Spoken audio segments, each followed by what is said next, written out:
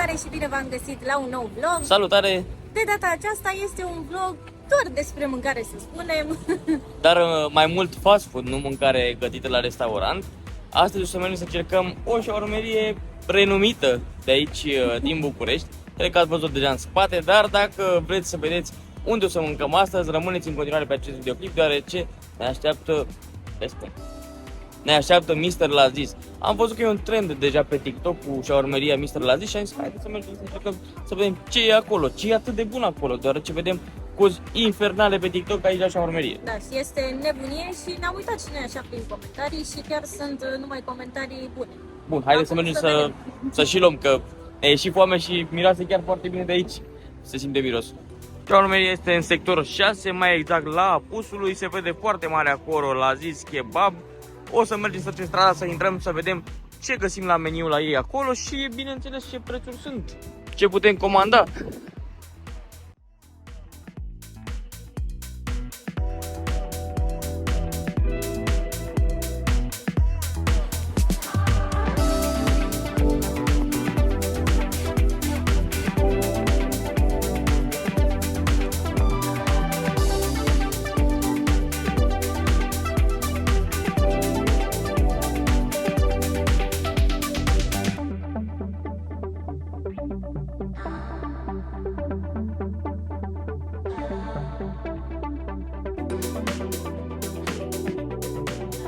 Că am plecat și noi de la Laziz, avem plasa plină aici. Am plecat deoarece este destul de multă gălăgie acolo în fast food. Muzica e foarte tare, abia te înțelegi cu oameni ce vrei să spun acolo. Foarte multă agitație, adică vin în continuu. Da, multă agitație. V-am arătat ce puteți comanda de acolo, meniul v-am lăsat cadre, cum arată sosurile, legumele, cum arată carnea pe țepuș acolo. Și am ales să mergem acasă deoarece nu ne ajută nici vremea, plouă afară și o să mergem acasă să testăm mâncarea acolo, deoarece suntem nerăbdători. Am ajuns și acasă, haideți să luăm plasa asta de aici, care e foarte grea. Toată plasa asta a costat 113 lei, dar haideți să vă arătăm ce ne-am luat. Deci avem prima dată asta, dau asta mai în dreapta să ne și vedem. Avem așa, o prăjitură arăbească, turcească, ceva de genul, nu știu nici. E cu cataif. Cu cataif? Mi s-a spus că e cu cataif și cu nucă, sirop sau miere, ceva de genul. Bine, e pirocan baklava, da. Bine, asta e, pardon, e firma. Asta e firma, da? Da, nu știu. Să sperăm că o să fie bună. Ea arată foarte bine. Nici acolo n-aș știu să ne spună ce e, pentru că avea un lapsus și nu știa cum să ne spună că se numește, dar voi arată foarte bine. O să vedem la final cât de bună. Avem aici, după cum ați văzut pe bun, un cheese kebab cu vită care, băi, e imens, nu știu, care vreo 600-700 de grame. E că două mâini de ale mele. Da, bine, oricum ați văzut că acolo la meniu, la șaurmerie, vă arată inclusiv gramajul, ce conține, vă arată absolut tot, dar n-am fost sincer atent la chestia asta, dar e foarte grea, foarte consistentă. Și avem aici topul de pe lume, toată lumea a nebunit pe TikTok cu arabească, iața arabească de vită. Hai să vedem arabească de vită, mamă, asta e greu. Mai era acolo un pic când am comandat, își luase două arăbești, dacă nu mă înșel, cred că de berbecuți. Și tot ce spunea era au. Da, deci asta e imensă. Să vă arătăm imediat cum arată. Deci facem aici. Mama, arată top. Deci arată cam așa. O să vin eu către cameră, sper să nu o răstor. Dar păi lasă mai bine pe masă și o arătăm direct. Păi uite, pot să vin așa, știi, să le arăt cum arată. Avem aici roluri de vită, băgate așa la presă, cu un sos arabesc deasupra. Nu aveți posibilitatea de a lua alt sos, decât puteți lua hummus, cartofi și această salată cu roșii, pătrunjel, ceapă, care sincer arată foarte, foarte bine. Deci este o rețetă standard. Am înțeles că la cel de pui, la rolul de pui, vine cu sos de usturoi și salată cu olezlau sau ca să aveți murați. Deci chestiile sunt diferite și standard, adică nu le puteți modifica față de cum e rețeta lor de acolo. Băi, nu știu cu ce să începem. Începem cu arabeasca, cu cheese-ul, cu ce începem? Hai să începem cu asta totuși. Sau să începem cu cheese-ul? Nu știu, hai că ne mai gândim. Ne mai gândim. Haideți să vă prezentăm cum arată și mai de aproape, să focalizăm așa mai bine. Cartofii, băi, sincer, nu par congelați. Adică chiar arată foarte bine. Humusul care și el arată foarte bine. Vita nu mai vorbesc, deci e topul de pe lume, la cum arată, dar să vedem dacă e și bună. Și cu sosul ăsta așa, nu știu, arabesc, e rețeta lor. Pare foarte, foarte interesant, nu știu. Chiar te face curios să vezi și să te apuci o dată să mănânci ce ai aici, deoarece, sincer, la prețul ăsta, nu știu, oferă destul de multă mâncare. Avem aici 6 roluri care nu sunt deloc mici. Nu știu cum par pe cameră, dar cred că o să ne săturăm numai din asta. Mai avem și un cheese kebab de băgat și un desert. Dar haideți să trecem să degustăm și să vedeți părerea noastră și impresia pe care ne-a luat această mâncare de la Mr. Laziz. Trecem la degustare. Băi, sincer, nu știu, eu aș mânca cu mâna. Vrei mânușă? Să-ți dau mânușă? Eu mănânc cu mâna. Sunt de la noi acasă, adică nu e nicio problemă. Doamne, de bine arată. Ce arată spre și ai de iubire. Și presat așa, vezi? Prăjită, foarte fain făcută. Cam așa arată.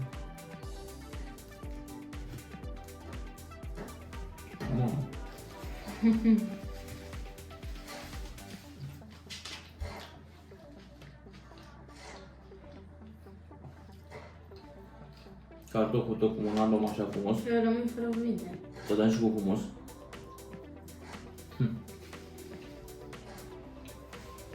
N-am încercat până acum să mănânc humus cu cartofi. E prima dată când încerc, dar băi, chiar e bun. E ca un sos. Dacă avea un sos, cred că ar fi același lucru. Nu mai... Ideea e că și în interiorul ei, văd și se și simte la gust că este humus, ceapă, pătrunjel, carnea de vită. Adică cam tot ce avem aici găsim și în interiorul ei. Deci cum spuneam și la mine, avem humus și la interior. Și sosul ăsta, vezi, e un pic aromat așa, dar un pic acrișor, știi, ca să stai, cum să spun, să nu ți se facă greață. Chiar foarte, foarte bun. Eu să încerc și salata. Da, asta e ceva... Da. Ia să vedem. E altceva. Nu știu dacă l-am mai mâncat. Și condimente văd are. Bună? E foarte bună, nu că bună. Da, nu știu. Bei top, sincer, până acum. O să mai gustăm, nu o să fie doar dintr-un singur rol, gata. Ne-am dat cu părerea, deoarece ne putem să ne convingem până la capăt. Eu nu prea mănânc carne de vită, dar nu știu, asta e... Adică mai gust de la el când își mai ia, că el chiar mănâncă și berbecut și vită. Ideea e că... Da, gust de la el, dar nu pot să zic că am mai gustat până acum sau am mai simțit gustul ăsta de vită. Nu știu, e foarte aromată. Foarte fraged, foarte subțire. Și nu este vită, nu știu dacă ați văzut din filmare de acolo de la șaormerie, nu este vită cu carne tocată, știi? Cum să înveți alte șaormerii, că taie, se vede pur și simplu că e carne tocată. Sunt pur și simplu fleci de carne, de vită puse pe grill, prețate, pe țeapa aia și făcute la rotisorul ăla. Ia să văd. Nu știu cum o fi cheese kebab-ul, dar asta e... Mi se trebuie. super. Mai mâncăm din asta sau trecem la următoarea să o gustăm? O gustăm? Mai mâncăm una. Mai mâncăm una? Mai mâncăm una, că e foarte bună. Da, chiar e bun. Uite sosul, care arată mai mult ce aici. Da, e... Deci, sosul ca sosul. Uite Dacă carne. iubiți carne. Deci asta vreau să fac să întorc și eu carne. Câtă carne poate să fie și cât de suculentă e, să vede sosul cum curge pe ea din... Și e un sos propriu așa, adică nu... Nu știu de unde se... Nu știu, gusturile nu se discută, dar cine spune că... Că nu știu, asta nu e o carne bună de vită. Trebuie mâncat. Chiar e foarte bună.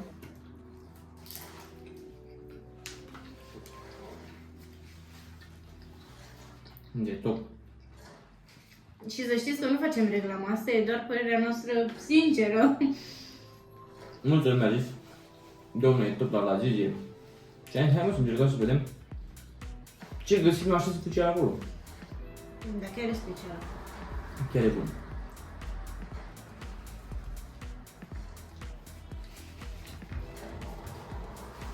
E așa bine presată de nici nu te murdărești. Da. Vezi bine din ea.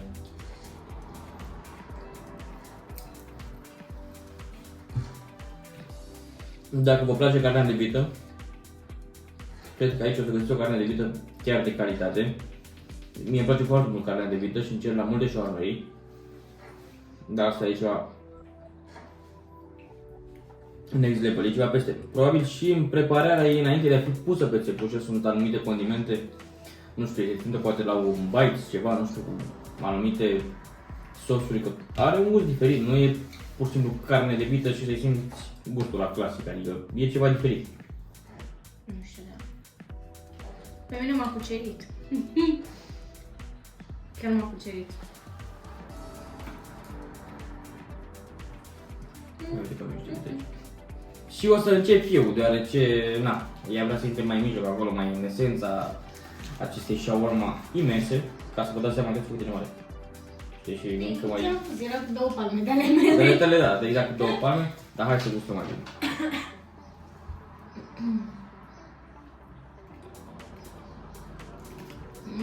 E bună, e bună. E top. Ia, dă-mi coace să vezi ce e atunci. Îmi place mai mult ca rolul, sincer. După gustul meu.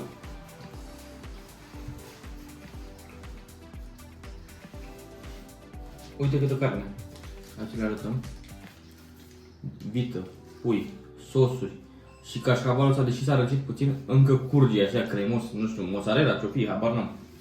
Da, ideea chiar e gustoasă, dar bine, cred că o face și mai gustoasă și așa, că sunt mai multe sosuri. Da, și sosul la Și picant. legume, adică acolo e doar hummus, carne de vită, ceapă, pătrunjel și roșii. Da, e mai sec așa, adică mai multă carne și mai puține alte condimente. Da. Sosul picant foarte bun și mai are ceva pus în el acolo, un secret care nu e ca orice sos. La orice shawarma e de maioneză picantă. E picant, dar nu e picant la modul să nu poți să-l mănânci. Bine, am înțeles că au sosuri în care nu cred că te poți să atinge. Parcă harissa se numește la ei. Deci probabil are ceva special de el, și denumirea să sosească, arabească. Gustos. Da. Hai să mai gustăm. Adică mie îmi place combinația. Și cred că dacă am fluat de pui, n-ar mai fi fost gustul ăsta așa, nu știu, aromat. Îi dă și vita o anumită aromă. Da, deci mâncați shawarma și efectiv nu simțiți că e carne de vită, adică Deci, dacă ea care nu prea mănâncă vită, e foarte bună. foarte rar, dacă poate doar gustat de undeva, acum cred că o să-și ia numai de pui și vită, nu? De aici da, de la alte shawarmerii nu știu. O să vedem. Dacă vă place tipul ăsta de conținut, ne mai mergem și în altă parte, nu e o problemă.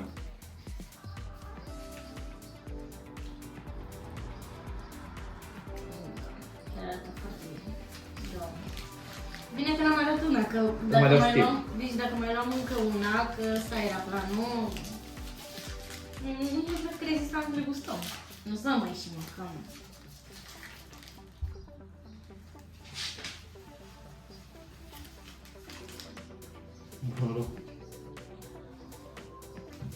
Foarte bună. Foarte interesantă combinația cu cașcaval. Livia cred că are câri de așa galben, nu? Sau din ce cauză? E foarte bună și lipia, e ca o clătită, deci exact ca o clătită este. E foarte mare, ia uite, sunt doar fâșii așa. Se jupoaie așa, dar nu se rupe. Asta e chestia, și e și presată și e foarte îndesată și e liniștit din ea fără nicio problemă. Legumele le-am observat când muși pur și simplu și dai de ele, se topesc în gură. Am văzut parcă sunt ciuperci, ardei, dovlecel, făcut de atigailă, tur habar n-am cum sunt. Nu știu. Dar bun, e rău. Mai e bună și asta, dar e interesantă și cealaltă. Cealaltă, ce drept, parcă nu e de mâncat așa Ce, non-stop? la nesfârșit, știi? Că Da, te spune carnea de vită e puțin mai... sincer, cealaltă de vită, nu-mi dau părere despre cea de pui, deoarece nu am gustat-o pe cea de pui. Este pentru iubitorii de carne de vită. Dacă vrei multă carne de vită și stilul s-a făcut ca la shawarmerie, arabeasca de vită e ce trebuie. Dacă vrei ceva diversificat, cu pui, cu vită, cu legume, cu sosuri, cu astea, ia-ți un cheese kebab, că e chiar ce trebuie. Bună, bună. Mamă, n-am ajuns la jumate. Uite, Și e ne-i punga cea mai aici, uite că mai e. Și încă mâncăm. Top. Sosul de usturoi, vezi, parcă e un mușdei. De l-am făcut acasă, știi? Foarte... Da, dar nu e foarte intens. Da, foarte gustos. Bineînțeles, lângă o așa shawarma și așa masă, un pahar de Pepsi sau Cola, indiferent Pepsi, Cola, același lucru pentru mine, intră ca Ca un singur. Hai să mai mâncăm un pic. Deci o să ne chinuim cu câteva șaurmerii astea. Poți să le spui tu între timp unde găsești șaurmeria Mr. Laziz. Da, noi am luat de la Mr. Laziz Apusului și o mai găsiți, dacă nu mă înșel, lângă metrou Apărătorii Patriei. Deci ați auzit, am primit confirmarea, că poate nu știam bine. Dar nu știu, noi am văzut nebunia de pe TikTok, de peste tot, că niște cozi foarte, foarte, foarte mari și lungi. Prima dată m-am gândit că e marketing, dar nu e. Da, nu e, chiar nu e. De fapt e că își fac reclamă, dar reclamă adevărată, nu...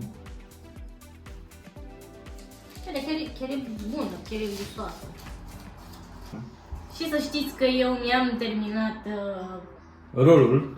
S-a întors la el. Da. Nu mai pot, adică am mâncat și la Vinea, am mâncat și eu. Nu mai. Încă avem aici carne, nu e ceva așa doar la suprafață să fie gen sus mozzarella și carne și asta și poate să mai fie. Avem în continuare de toate aici, am amestecat. Chiar am mâncat la capacitate maximă. Cam jumătate de shawarma și am mâncat amândoi pe ea, n-am mâncat singur. Nu, din aia răbească cred că chiar e suficientă una la două persoane. Una la două persoane, cred că un platou de la răbesc e suficient. Băi, sincer, dacă nu vă e foame și un cheese, dar în două persoane e mai mult decât suficient. mai mult decât suficient, deoarece e foarte, foarte mare. O să-l punem la pachet.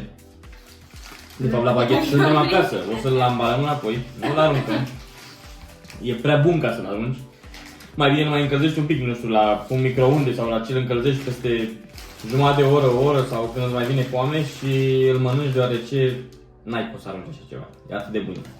Și să trecem și la desert. La desert, rămas aici. Desertul care încă nu ne-am dat seama. Păi și ne-ai luat și furculițe? Mai răbdare că o să iau nimic. Da, nu știu, arată Miroase ca bun? o baklava, miroase bine. Cam așa arată. Eu prima dată am crezut că e baclavată, dar am văzut, știi, că nu e separată, e ca o pălățintă, așa, ce neba e, habar n-am. Și a zis că e prăjitură, dar nu ne-a spus ce prăjitură, v-am spus că nu știa să ne spună. Pata de acolo. Ia să vedem. Stai să vedem textura, dacă e... Ai, moale, mă, ce e? Și moale. Adică Am crezut că mă chinui, știi, să o rup, dar nu. Nu, bine arată. Arată tot. Zici că ar fi, nu știu, fidea cu... E cataif. Ăla e cataif. Habar n-am, nu știu ce la Cataif, că n-am fost în Turcia, dar poate mă duci pe acolo. Uite fideaua asta. Ăla e cataiful. E bună? Gust? Bună gust. Nu era.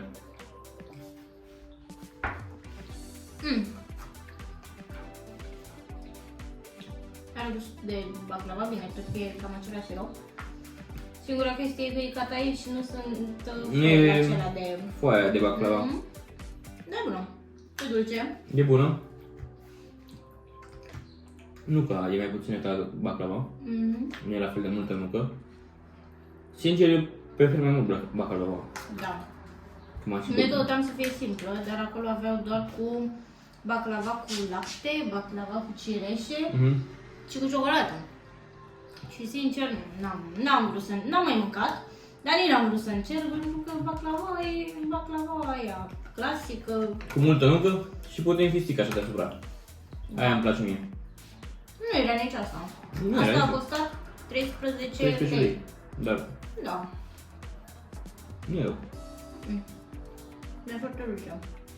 E dulce și Eu gata, nu mănânc. prefer mai mult foietajul de la baklava decât fideaua asta sau ce e Cataif, habar n-am. Da, bună.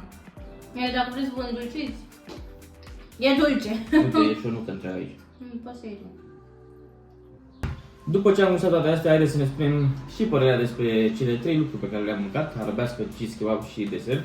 Și o să înceapă la mine să vă spună despre fiecare câte ceva, ce i-a plăcut, ce nu i-a plăcut. Mie mi-a plăcut foarte mult carnea de vită, nu știu dacă am mai mâncat la vreo șaurmerie, adică nu știu dacă am mai simțit gustul ăsta de carne, a fost foarte aromată, foarte moale, foarte fragedă, chiar mi-a plăcut foarte mult. Iar preparatul în sine și ăla mi-a plăcut mult, adică a fost o combinație foarte interesantă și foarte bună, adică nu știu, nu știu aș putea să spun despre un lucru care chiar mi-a plăcut. Despre cheese kebab, cam același lucru, adică a conținut și carnea de vită și carnea de pui. N-am nimic de spus, adică e foarte gustos. chiar mi-a plăcut. În schimb, despre desert, nu pot să zic că a fost chiar pe gustul meu. A fost și foarte dulce, dar merită, adică e ok. Și per total o notă? Și per total, nu știu, cred Nu că... pentru fiecare în parte, pentru toată experiența de la Mr. Lazis, că până la urmă asta contează. Nu știu, nu e de 10, vă dați seama, dar cred că de un 9-9-50 e ok. Adică, ca să înțelegeți, și oamenii de acolo care lucrează sunt foarte sociabili, adică mie așa mi s-au părut. Da. Cântă, dansează. Muzica e tare, cu muzică arabească, turcească. Acum să vă spun și o părere. La arabească, foarte bună carnea, lipia, totul excelent, foarte suculent privind carnea de vită. Ce a schimbat eu și nu-mi place, îmi place hummus, adică mi-a plăcut ca și gust, dar nu sunt mort după a mânca hummus. Și pentru mine combinația cartofi cu hummus și cu shawarma e bună, dar nu pot să mănânc atât de mult combinația asta. Adică aș prefera să-mi pună un sos de usturoi sau orice altceva acolo, pentru că pentru mine ar aluneca mult mai bine, să spun Da, așa. e chestia că e hummus și în interiorul ei și are hummus și separat. Adică prea mult hummus, asta e, Da. e chestia. La cheese kebab n-am ce să comentez, că ăla e chiar top, ai acolo un amalgam de toate nebuniile, de la legume, sosuri și carne așa mai departe. Sincer, n-am schimbat nimic la ăla. Și desertul mi-a plăcut, dar v-am spus, prefer baklava. De la mine, Mr. Lazis are o notă de 9,60, uite, am dat cu 0,10 mai mult decât tine. Chiar mi-a plăcut foarte mult și cu siguranță o să mai încercăm și alte shawarmelii din București și nu doar dacă vă place, nu știu, genul ăsta de conținut. Cred că ne descurcăm destul de bine. Ne mai lăsați și voi acolo în comentarii câte ceva dacă... Ideea e că ne place să mâncăm. Da, ne place să mâncăm, Și se a vede. început să se și vadă. Da? Cred că cam atât pe ziua de azi cu acest vlog. Dacă v-a plăcut, să ne dați un like, un share și un subscribe, deoarece ne ajută să creăm astfel de conținut și ne și motivează, adică ne face să postăm mult mai mult pentru că vedem că vă place Și că lucrurile merg într-o direcție bună. o direcție bună, da. Cam atât. Bun, și nu uitați de like, share și subscribe și ne vedem data viitoare. Pa, Pa, pa! pa!